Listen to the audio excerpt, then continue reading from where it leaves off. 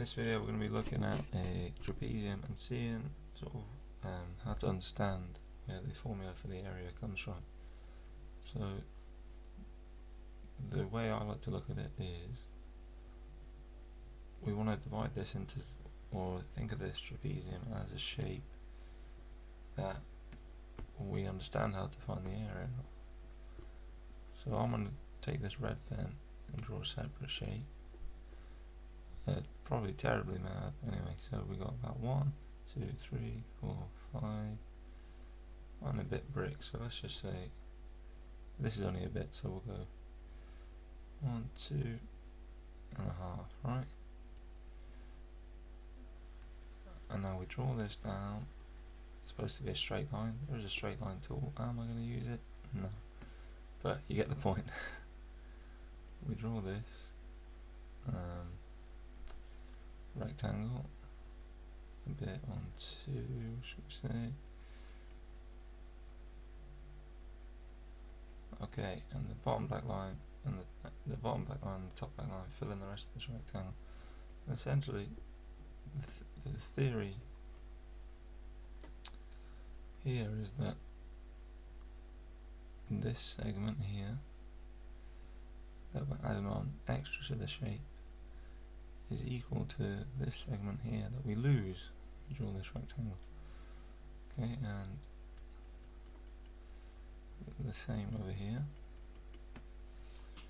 So now the area of our trapezium, alright, is equal to the area of our little red rectangle. Okay, so what's the area of the rectangle? Well, we need to find what this red length is here. Okay, and well, the red length is the average of A and B. So the red length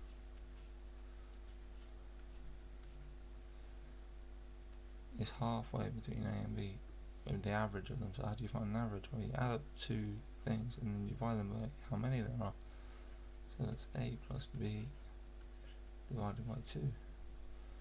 And the formula for the area of a rectangle,